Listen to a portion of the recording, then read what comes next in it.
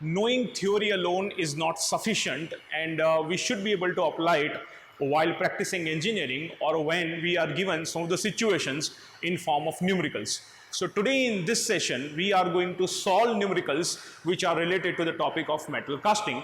And the numericals that we are going to solve are chosen from the competitive exams like Graduate Aptitude Test in Engineering and Indian Engineering Services. So let us begin with the first numerical.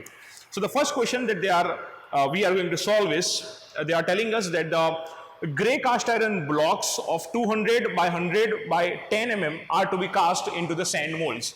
So we can say that the size of a casting is given to us in form of a 200 into 100 into 10 mm.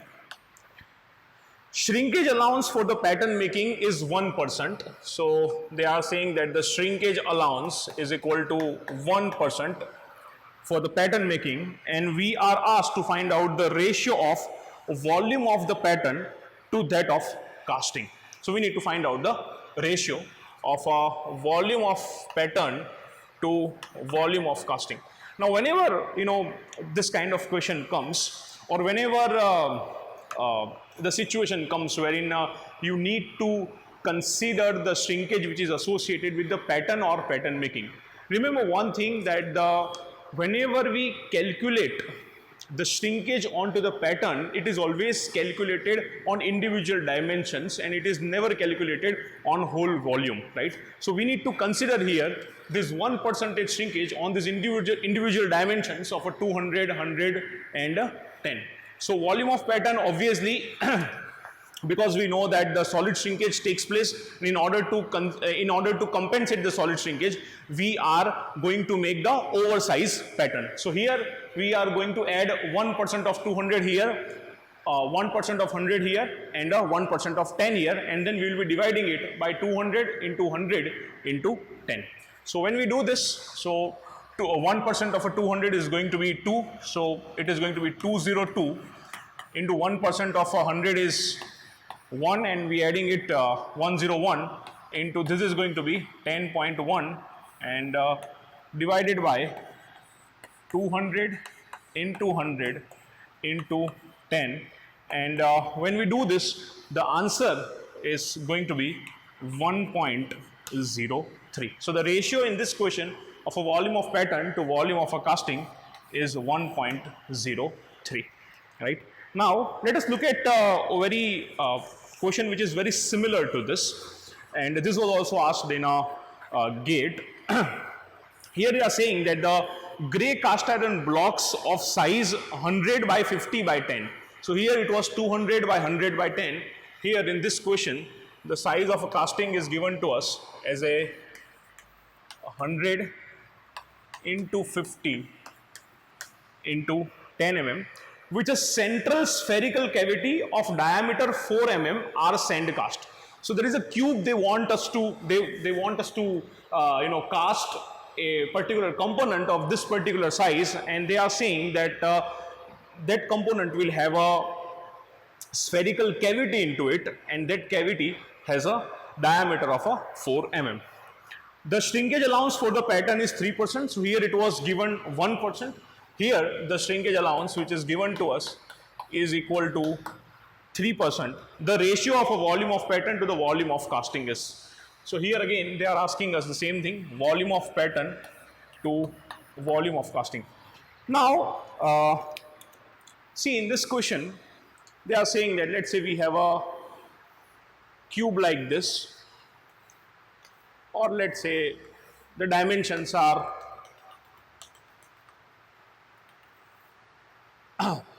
100 by 50 by 10, and they want us to consider there is a spherical cavity inside the casting. Now see, when you cast this type of a component, and when you want to have a spherical cavity into it, according to me, I feel that it's not possible to make a spherical cavity, because in order to create a cavity, you need to put core into it. Now, once you put a core, at the end of a casting, you should be able to remove the core. But if you put a core inside this particular component, I don't know how are you going to remove it. So I feel that making this type of a casting is not possible. Yeah, if you make a 2/2 and then you weld it later on, it's a different story, but that's what not they are saying it here. So here, while solving the question, if you don't even consider this spherical cavity, it should be fine. And even if you consider spherical cavity, what you need to do is that you need to subtract the volume of a shrinkage cavity from the size of the pattern, and you also need to subtract the same from the volume of casting. So when we do this, volume of pattern is going to be 3%, so we need to add, there is a oversizing.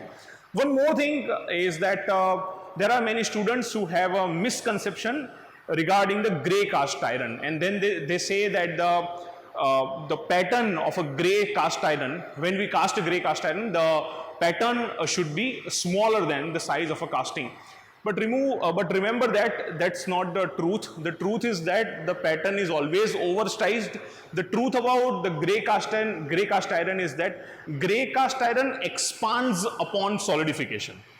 See, when a solidification is a process of converting a liquid into the solid, when we are talking about a solid shrinkage or a solid contraction which happens between the melting point temperature to room temperature, in that case the gray cast iron always contracts, right? So gray cast iron may expand upon solidification, and that also depends on the chemical composition of a gray cast iron. That is always not a true. So here we are going to consider the oversized pattern. So 3%, this is going to be 103. Here it is going to be 51.5. Here it is going to be 10.3 divided by 100 into 50 into 10, and this is going to be 1.09. So here the volume of pattern to volume of casting is 1.09. If you do not consider the shrinkage cavity. Now if you let's say consider a shrinkage cavity, so you subtract 4 by 3 pi r cube from here, and you also subtract 4 by 3 pi r cube from here. And even if you do the calculation where the diameter is given to us as a 4 mm, so you consider r equal to 2 mm, and if you do the calculation, the answer is going to be very similar to 1.09. So in this case, the answer is 1.09, but practically I feel that making a spherical cavity in this type of a casting is not possible, right? So after solving 2 examples which are associated with the solid contraction or a solid shrinkage, let us look at few more examples. So in this question they are saying that while cooling a cubical casting of side 40 mm, it undergoes 3%, 4% and 5% volume shrinkage during liquid state, phase transition and a solid state respectively. So when liquid metal solidifies, it solidifies like this. Here you have a 100% liquid. Here also it is a 100% liquid. This temperature is called as a pouring temperature. This temperature is called as a melting point temperature. Here on x-axis you can say that we have a time, on a y-axis we have a temperature. Here the phase transition takes place. Here the liquid metal liberates the latent heat of a fusion and it gets converted into the 100% solid, and here again you have a 100% solid. Now during the freezing or a solidification of a metal, there are 3 types of shrinkage which takes place. One is here a liquid to liquid conversion, so that's why the liquid is going to shrink, because when the temperature reduces, we know the density of a material is going to increase, and so does the volume reduces. And here there is a conversion from a liquid to solid, and here the shrinkage is a solid to solid. Now when they are saying us here that volume shrinkage during liquid state, so they are talking about this state. So here they are saying there is a 3% contraction. On a liquid to solid there is a 4%, and then we have a 5% of volume shrinkage. So here they are considering the shrinkage onto the volume and not onto the individual dimension, as we saw in a previous case while we were calculating the volume of pattern to volume of casting. And they are asking us what is the volume of a metal which will be compensated from the riser. So we have already learnt in a riser design that the riser is used to compensate the liquid shrinkage which is taking place during the process. Now when we say liquid shrinkage, we consider liquid to liquid shrinkage and liquid to solid shrinkage. So this 3% and this 4%, right? So what is a side of a cube they are given us? It is a 40 mm, and we need to consider the volumetric shrinkage. So I'm going to consider the volume of this, right, 40 cube, and that is going to be 4 into 4 into 4 is 64, and then we have this is going to be 64,000 mm cube. And if I want to find out that what is how much amount of a metal, or what is a percentage of a metal which will be compensated by the riser, then I can say that whatever the volume reduction is going to take place, right? So I can calculate that the percentage reduction in volume after this shrinkage, liquid to liquid, and after this liquid to solid shrinkage. So initial volume is how much? 64,000 minus, if you do this, minus the volume after shrinkage, right? So 3% this and 4% this. So we need to first of all consider 3% and then 4%. So if I consider 3%, it is going to be 0.97, and if I consider this 4%, then I have to multiply this by 0.96, and this whole divided by the initial volume, which is 64,000. So, and definitely this whole into 100 in order to consider the shrinkage, and this is going to be 6.88%, which is similar to the 7% which is given us into the option. So correct answer is 7%. Some of you may also like do the summation of 3% ISCA and 4% ISCA, which means that 3 plus 4 is a 7%, but that's not the correct way of doing it.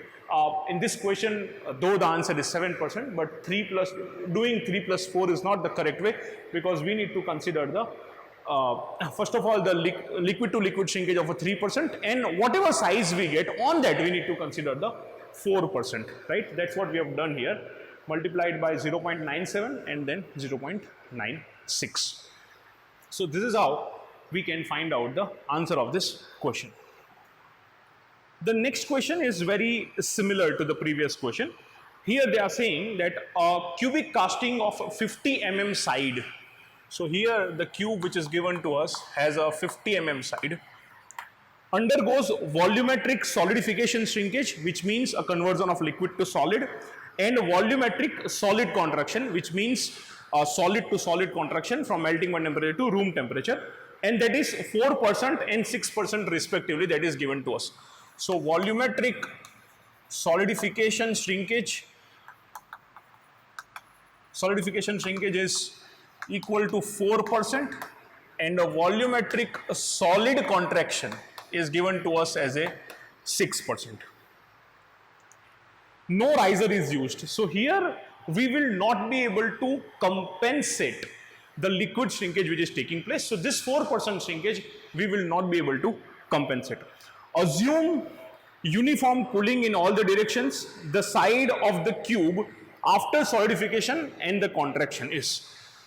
So once the temperature will reduce from a pouring temperature to the room temperature, what is going to be the side of this cube? That's what they are asking. Again, they have given us a volumetric shrinkage, so I need to consider the volume of the cube. So here volume of the cube is 50 cube, which is 1,25,000 mm cube. And if I want to find out, let's say, that what is going to be the side of a cube, then I can say that I need to find out the volume of cube after solidification shrinkage and solid contraction. So that is going to be initial volume 1,25,000, right, into 4% of 1,25,000, right? So 4% of a 1,25,000 is nothing, but I need to multiply this by 0.96, and whatever volume of a solid I will get, I'll get the solid of this volume at a melting point temperature here at this point melting point temperature, and then on that size there is going to be a 6% shrinkage. So I'll multiply this by 0.94, and so this will turn out to be something like 1,12,800. And if I take, in order to find out the side of the cube, we need to take a cube root of this. And when we will take a cube root of this, it is going to be 48.32 mm. So this is going to be the answer of this question, 48.32.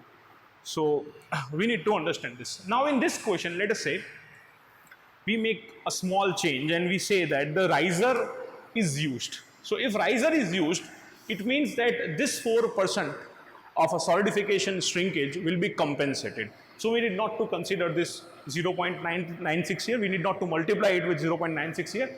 We just need to consider only 6%.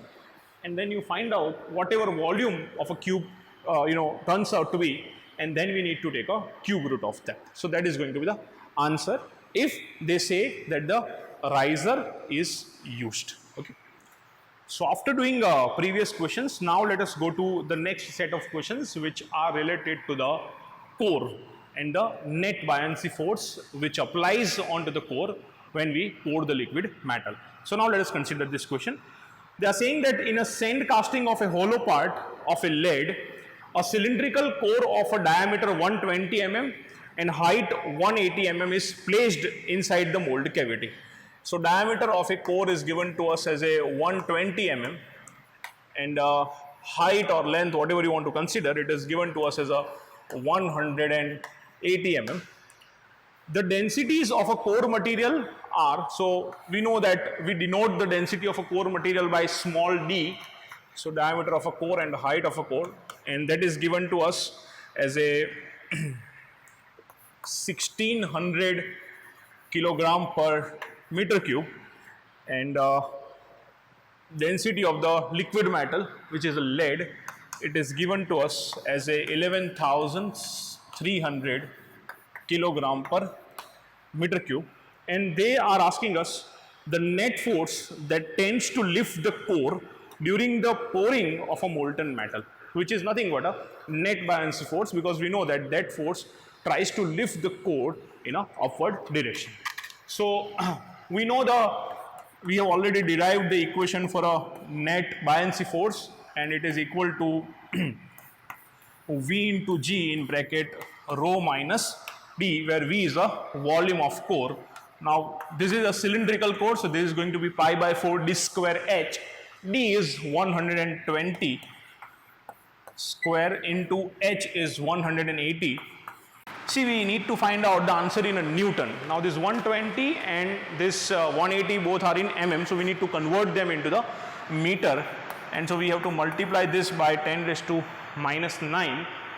G is, we are considering it as a, let's say, 9.81. If in question they give us some other value, you need to consider it, otherwise consider 9.81. Rho is given to us as a 11,300, and minus this D is given to us as a 1600, and when we do the calculation, the answer will be 193.71 Newton. So again, it's a very simple question wherein we are finding out, let's say, the net buoyancy force. Now a question which is again very similar to this, a same thing that they have asked, but they have just changed the numbers, and they are saying that an aluminum alloy of density 2600 kilogram per meter cube. So here the aluminum alloy, the density becomes 2600 kilogram per meter cube. The density of a sand core is again same. It is 1600 kilogram per meter cube is given to us, and the cylindrical hole of 100 diameter and 100 length.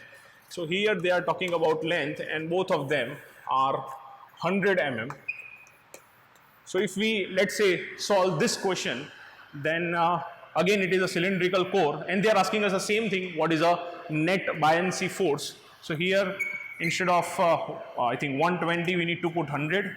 Here it is going to be 100. 9.81 is a G. The density of a material is going to be 2600. Rest of the things remain as it is, and then when we will solve the question, you will get the answer of net buoyancy force. So this question is also very similar to the previous question. I hope you understood this. So now let us look at other set of questions which are related to the solidification time of a casting. So in the very first question in that is, they are saying that with the solidification factor of 0.97 into 10 raised to 6 second per meter square. So solidification factor, as we know, we call it as a K, which is a constant, which is 0.97 into 10 raised to 6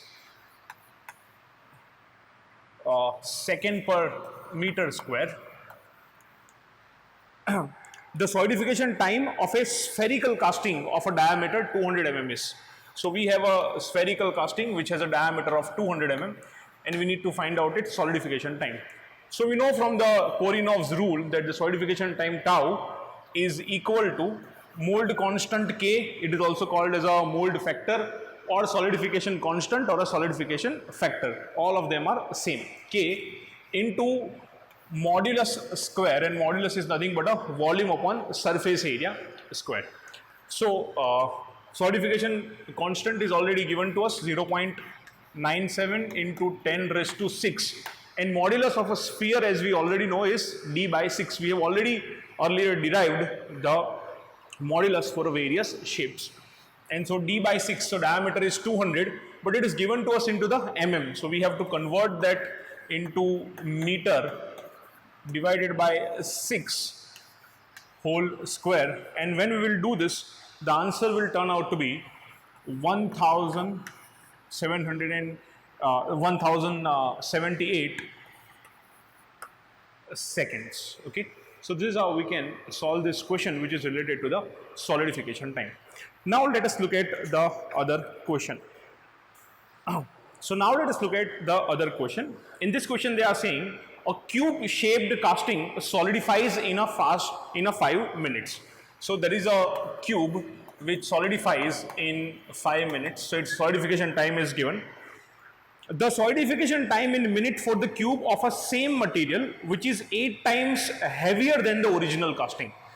So this is the first cube which is given to us, and then there is a second cube which is 8 times heavier than the first one.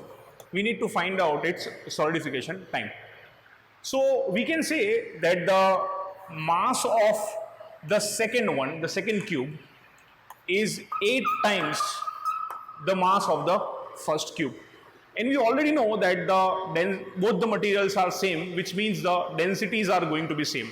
So if we say that the rho 1 is equal to rho 2, then it is nothing but m1 v1 is equal to m2 v2, and if I say that the m2 is equal to 8 times m1, let's say m1 upon v1 is equal to m2 is equal to 8 times m1, then we can also similarly say that the volume of the second one is also 8 times the volume of first one. So we know that the volume of the cube is given by, let's say, a cube, which is a side of a cube. So I write the a2 cube, which is the volume of the second cube, is equal to 8 times the volume of the first cube, which is, let us assume that the side of the first cube is a1, so a1 raised to 3, and we can say from this that the a2 is nothing but a cube root of that, so it is going to be a 2 times a1. Now whenever in any question they give us a solidification time of, let's say, one component and they ask for the other one, what we need to do is that we will take a ratio of a solidification time of both the components, and then we will find out the answer. So here let us take a ratio of a solidification time of the first cube to solidification time of the second cube, and we know that from the Korinov's rule that the solidification time tau is directly proportional to volume upon surface area square, or it is also called as a modulus. So we'll remove this proportionality sign, then the mold constant K will be added, but because both the materials are same and they are, their casting is performed under identical condition, so K will be cancelled. So if I take a ratio, I can say it is nothing but the modulus of one first cube square and a modulus of a second cube ka square. We can say that. Now we know the solidification time of the first cube, which is 5 minutes, and we want to find out the tau C2. Now modulus of the first one is nothing but a by 6, because cube has a modulus of a by 6. So first cube I can say that the a1 by 6 whole square divided by, for a second it is a2 upon 6 whole square, and from here we know that the a2 is equal to 2 times a1. So here we will be able to write that a1 square upon 36 is equal to 2 times a1. Instead of this we are going to write 2 times a1. So it is going to be a 4a1 square divided by 36. So a1 square, 36, 36 is cancelled, and we will be able to say that the solidification time of a second cube is nothing but, if I take solidification time of the second cube here and I multiply this 4 with 5, then this is going to be nothing but 20 minutes. So this is again a simple question, and just by taking the ratio of a solidification time of both the components, we will be able to find out the solidification time of the other component, right? I hope you understood this question. After solving previous question, now let us look at the other question, which is very similar question, in which we need to again find out the solidification time. So in this question they are asking us a ratio of a solidification time of cylindrical casting in which the height is equal to radius. First of all, they are saying that the height is equal to radius, which means that the height is equal to d by 2, and we can say that the d is equal to 2 times h. To that of the cubic casting of side 2 times the height of the cylindrical casting. So now we have a cubic casting, and the side of that cubic casting is equal to the 2 times the height of the cylindrical casting.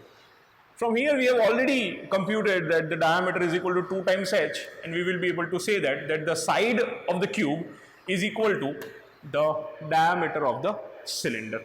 And we need to find out the ratio of solidification time of a cylindrical casting to the solidification time of the cube. Okay. So again we will take a ratio of the solidification time. It means that we also need to take a ratio of a modulus of both of them, and we will be able to find out the ratio. So this is nothing but a modulus of cylinder square divided by the modulus of cube square. Now modulus of cylinder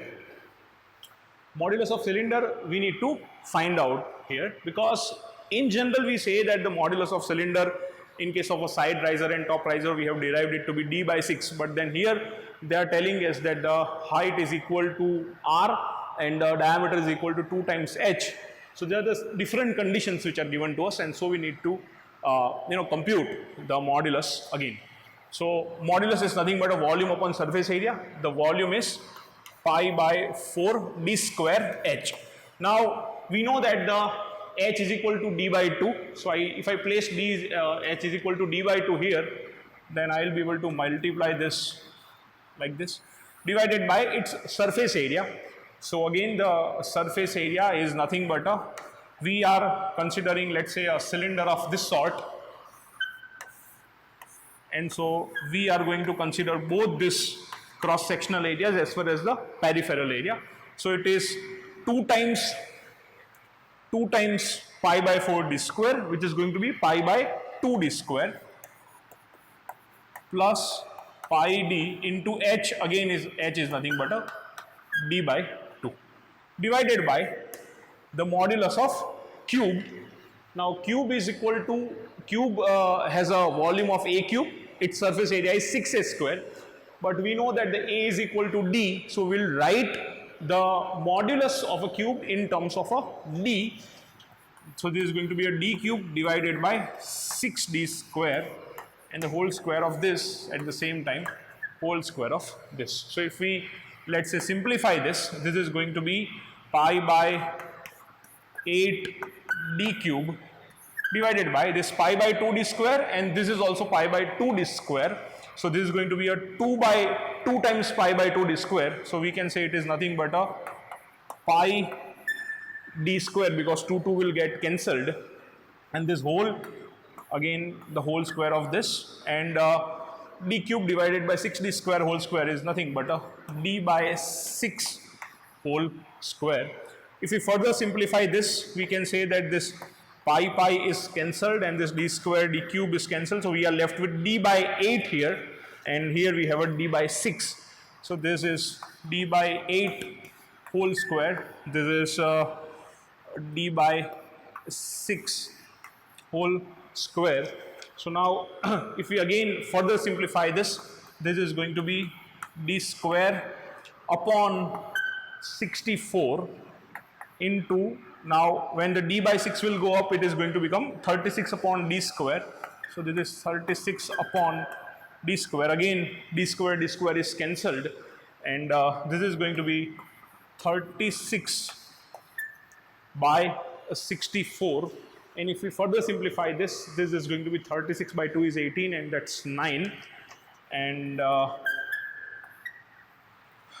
here it is going to be, if we again divide it by 2, this is going to be 32, and one more, if we divide it by by 2 one more time, this is going to be 32 divided by 2 is 16. So the ratio of solidification time of cylinder to ratio of a solidification time of a cube is nothing but 9 by 16 is our answer. So again, it's a very simple question. They have directly asked us a ratio in here, and by taking the ratio of a modulus of both the components, we found out the ratio of a solidification time. I hope you understood the solution. This is how, by comparing the solidification time of both the materials or both the components, by taking the ratio of the solidification time, we will be able to find out the solidification time of a other component. Now let us look at other set of questions which are related to the pouring of a liquid metal into the mold cavity. So in that, the first question is, they are saying that the height of a down sprue is 175 mm. Its cross sectional area at the base is 200 mm square. So we have a, let's say, a sprue like this, which has the height of 175 mm, and its a base area, this area is given to us as a 200 mm square. The cross sectional area of a horizontal runner is 200 mm square. So we have a runner which is attached to the sprue. Again, it has a cross section area of 200 mm square only. Assuming no losses, indicate the correct choice for the time required to fill the mold cavity of a volume 10 raised to 6 meter cube. So now this runner leads to the mold cavity, and the mold cavity has a volume of 10 raised to 6 mm cube, and we need to find out the pouring time. And they have asked us to consider G equal to 10 meter per second square.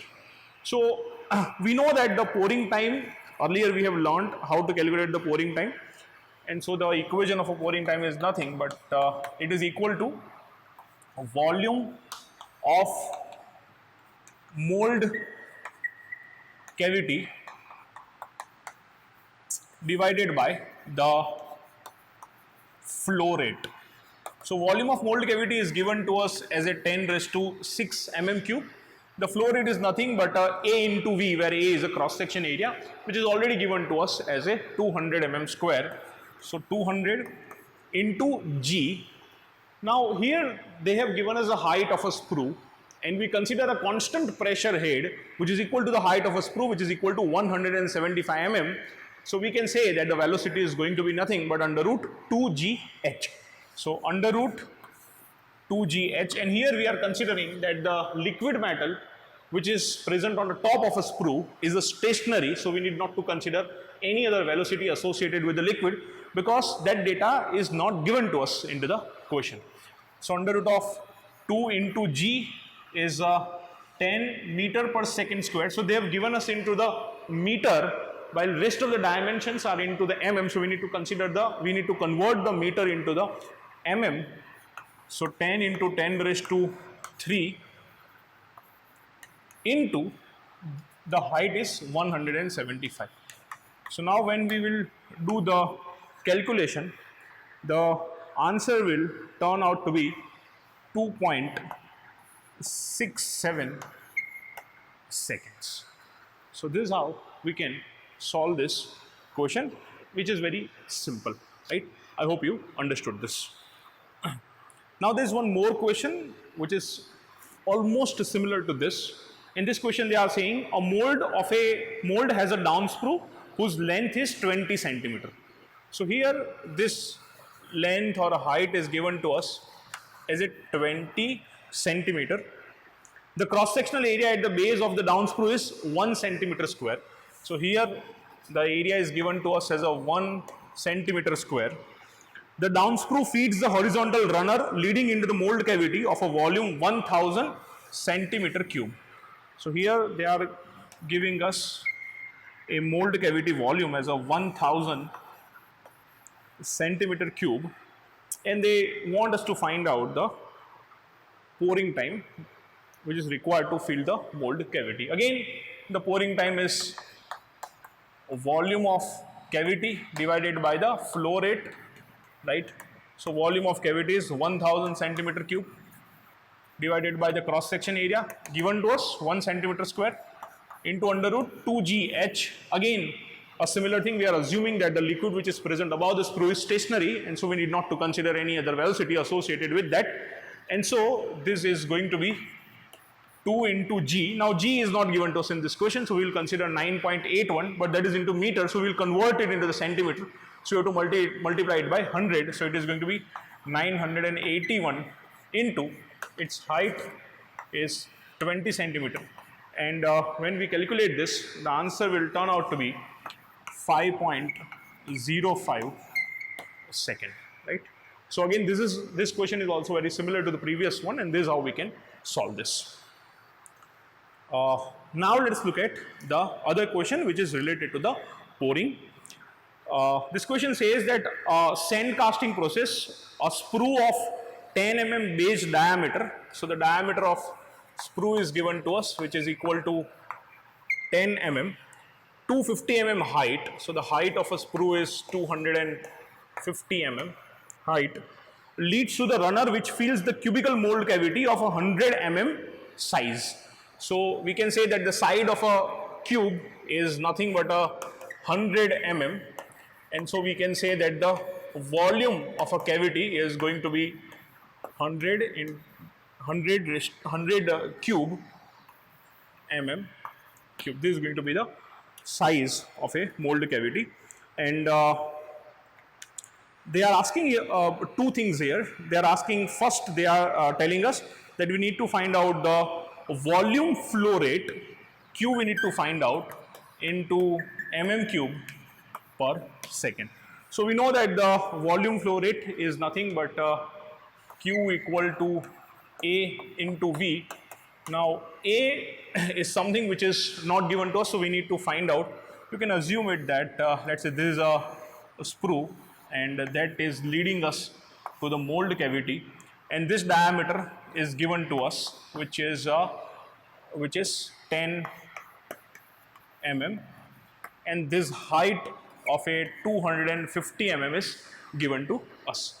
So cross section area is going to be pi by 4 d square, where d is 10 square. V velocity, again velocity, which is the velocity because of the pressure head, which is 250 mm. So it is 2 into g. Now g is, have they given us g? No, they have not. So we'll consider 9.81 into 10 raised to 3 to convert the meter into mm, into the height is 250. So now when we will do the calculation, this will turn out to be, in this question, sorry, this will turn out to be 1.7 into 10 raised to 5 mm cube per second. So this is the first thing that they have asked us. And the second thing that they are asking us in the same question is that what is a mold filling time, or what is pouring time. So pouring time, as we know, is nothing but a volume upon A into V. Volume is 100 cube. So 100 cube divided by the flow rate, which is 1.7 into 10 raised to 5 mm cube per second, and the answer will turn out to be 5.78 second. So this is how we can solve this question, which is again a very simple question, and I hope you understood this. Now let us do the next question, and in this question they are saying that in a sand casting operation, the total liquid head is maintained constant such that it is equal to the mold height. So let's say the liquid head has a height of, let's say, h, and it is maintained constant such that it is equal to the height of mold, which is hm. The time taken to fill the mold with the top gate is TA. So if you fill it with the top gate, the timing is given by or denoted by, let's say, TA. Ignore and the same mold is filled with the bottom gate, then the time is called as TB. So TA is with top gate and TB is with bottom gate. Ignore the time required to fill the runner and frictional effects. Assume atmospheric pressure at top molten metal surfaces. Find out the relation between TA and TB. So we need to establish a relationship between TA and TB. Now, let us say that when we pour the liquid metal with the top gating system, the figure is something like this, right? This is a height of a sprue, which is denoted by HT, as we have seen earlier, and this is the height of a mold. And they are saying that the pressure head is equal to the height of a mold, so HT is equal to HM. That is something which is given to us into the question. And similarly, if I draw the figure for, let's say, a bottom gating system, the similar thing can be said. Let's say this is a bottom gating system, and for this height is HT, and it is equal to the height of a mold, which is HM. Now we need to find out the pouring time for both. So if I want to establish a relationship between them, I will take a ratio of TA and TB. Now if we pour a liquid metal with the help of a top gating system, then the pouring time equation is given by a volume upon the flow rate. Okay, so the volume is nothing, volume of a mold cavity is nothing but the cross section area of a mold cavity into the height of the mold. And if I want to show you the cross section area, I'll show it here. See, the mold is actually like this, and this is nothing but a height, HM, And when we are talking about cross section area, we are talking about this cross section area, which is AM, which is not shown here in this two-dimensional figure. So AM upon HM divided by the flow rate, and flow rate is nothing but AG. So let's say there is an ingate here, and this cross sectional area is AG. AG into under root of 2g ht, which is a velocity which a liquid metal is going to gain because of the pressure head. So it is ht divided by, this is a pouring time equation for a top gating system. For bottom gating system, the equation is under root 2 upon g am upon ag in bracket under root of ht minus under root of ht minus hm. Now this is the equation for a bottom gating system, and we are going to take a ratio of both of them, nothing else. So if we take a ratio, if we simplify it further, let us say this am is cancelled, ag is cancelled. Now let's say this g and this g is also cancelled, and hm equal to ht, we know this. So instead of this ht, let me write hm, and so what will happen is that this under root hm, this is hm, so it is under root hm into under root hm, so I will be left with only under root of under root hm here. So let me write under root hm, we are left with under root hm, and we are also left with under root 2, so this is under root hm divided by 2, and this is whole divided by, now we know we are left with under root 2 here, this is under root 2 here, and ht is equal to hm. So instead of hm, let me write ht here because it is given to us into the question. So this term is going to become 0, and this is under root ht, right? And we know that ht is equal to hm, so I'll be able to write under root of hm instead of under root of ht, because here I have written the equation in form of hm. So under root of 2 into under root of hm. If I write like this, this is equal to Ta upon Tb. So this under root of hm and under root of hm is cancelled. So we have 1 upon root 2 divided by root 2, which is nothing but root 2 in root 2 is equal to 2. So we can say that 1 upon root 2 divided by root 2. So this will be multiplied and this will become 1 upon 2. So we can say that Tb is equal to 2 is multiplied with Ta twice that of Ta. So for the given condition in which the pressure head, let's say Ht, is equal to height of a mold Hm, in such condition the time taken by the bottom gating system is equal to twice that of time taken by the top gating system. Tb is equal to 2 times Ta.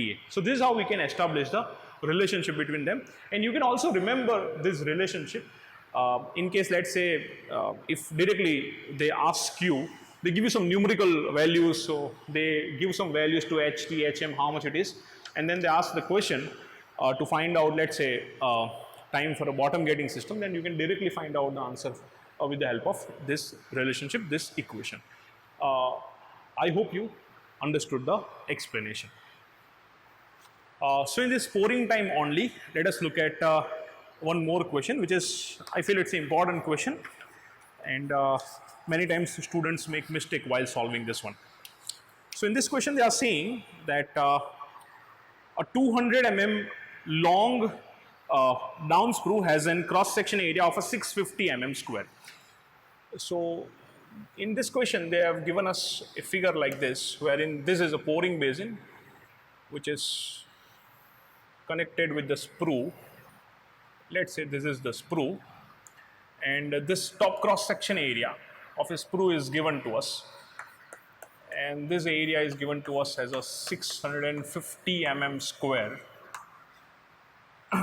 and the height of the sprue is given to us as a 200 mm, and here let's say there is a mold cavity. Okay, so this is the area of a down sprue at its end. Okay, now they are saying that a 200 mm long down sprue has an area of a cross section of say 650 mm square, where the pouring basin meets the down sprue, that is at the top, which is given to us. A constant head of molten metal is maintained by the pouring basin. So there is a constant head of a molten metal in a pouring basin. The molten metal flow rate is 6.5 into 10 raised to 5 mm cube per second. So Q is given to us. The flow rate is 6.5 into 10 raised to 5 mm cube per second. Considering the end of the down sprue to be open to atmosphere. So this, they are considering that this end is open to atmosphere, and the acceleration due to gravity is 10 raised to 4 mm per second square.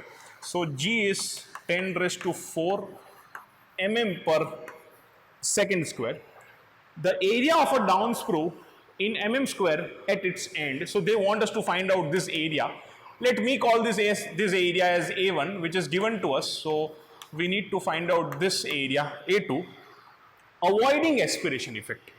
Avoiding aspiration effect means, now I've uploaded a video of a sprue design and how to avoid the aspiration effect and why the sprue is tapered in a nature. I have uploaded that video. You can go through that video, and in that video you will come to know that whenever we want to avoid the aspiration effect, we are making sure that the pressure at point 1, if I consider this as a point 1, this as a point 2 and this as a point 3, then the pressure at all the 3 points must be maintained at least equal to the atmospheric pressure. Okay, so here we are going to consider that, let's say this is point 1 and this is point 2, then pressure at point 1 equal to pressure at point 2 equal to atmospheric pressure. This is what we are assuming. We have to consider this because we want to avoid the aspiration effect. So we want to find out this area. Now how can we find out? So we can say that we know that Q is equal to A1 V1 is equal to A2 V2, which is a continuity equation. And I know what is A1, a cross section area I know. I can find out a V1, which is a velocity at this point, because they have already given us flow rate.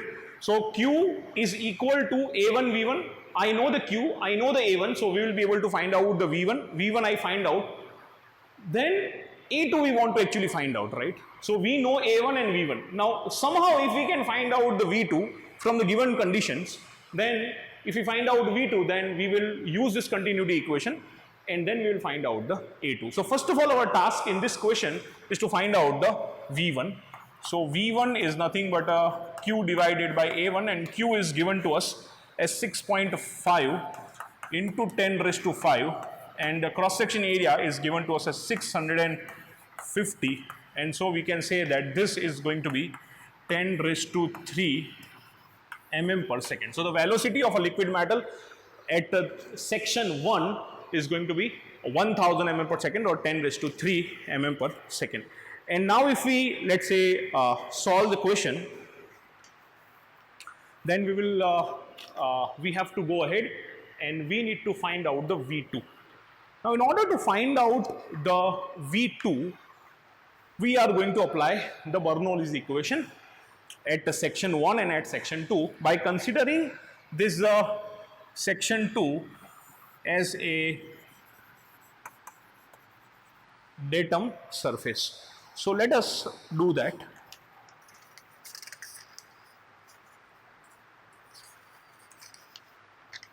And so when we will do this, the equation is going to be P1 upon rho g plus V1 square by 2g plus H1 is equal to P2 by rho g plus V2 square upon 2g plus H2, right? Now we know that the pressure at both the points is same, is equal to atmospheric pressure. So these two terms will get cancelled. This height is a datum, so this H2 is equal to 0. And so we can say that the V2 square from here is nothing but V1 square, because 2G is multiplied here, so 2G gets cancelled, plus H1, so it is equal to 2G H1, and so V2 is equal to under root of V1 square. So V1 square is nothing but 1000.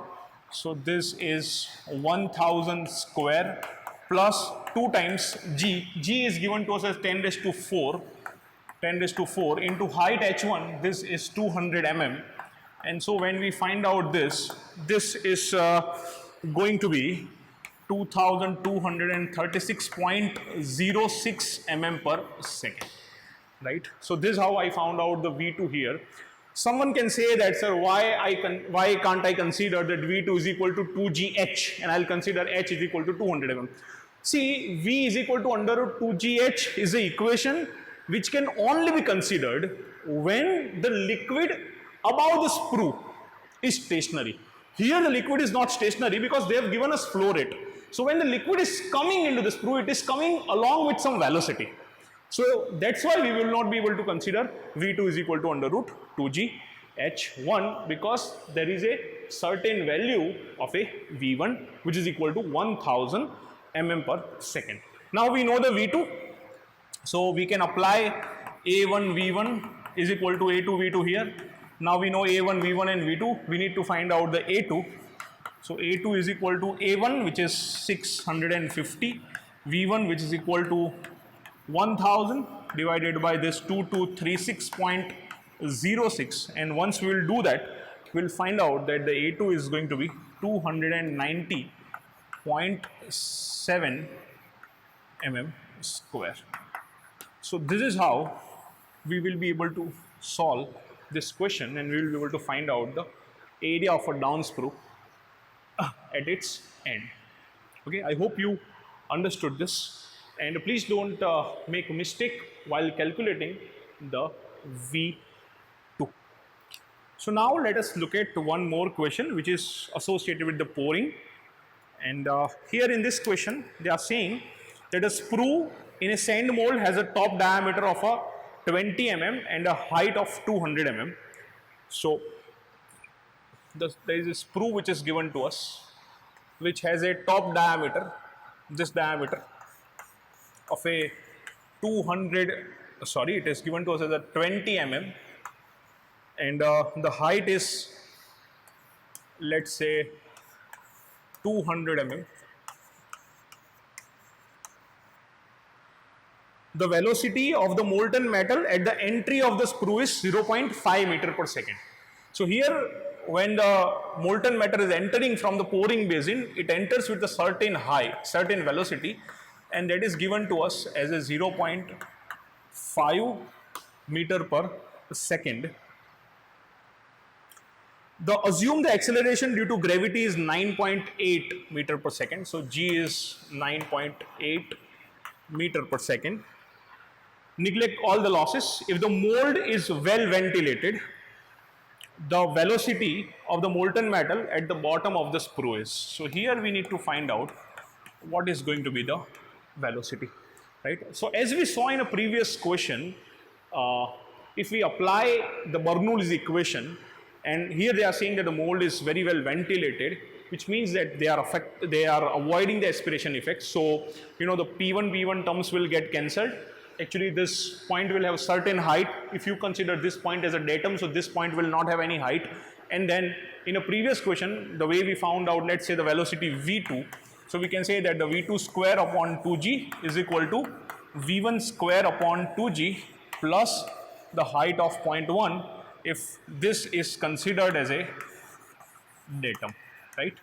So again, V2 is going to be 2G is cancelled, under root of V1 square plus 2G H1. So V1 square is a 0.5 under root of 0.5 square plus 2 into G is 9.8, which is given to us, into height is this 200 mm. So mm needs to be converted into the meter. So 200 into 10 raised to minus 3, and when we do this mathematical calculation, we'll get the answer of 2.04 meter per second, right? So this is again important but a simple question. So I hope you understood whatever we did in this particular session. If you have any doubts related to any of the questions that we have solved, please feel free to write to me. And towards the end, इश्क है तो इजहार कर, इश्क है तो इजहार कर. अगर अच्छा लगे वीडियो तो लाइक कर, शेयर कर, सब्सक्राइब कर. Thank you very much for joining.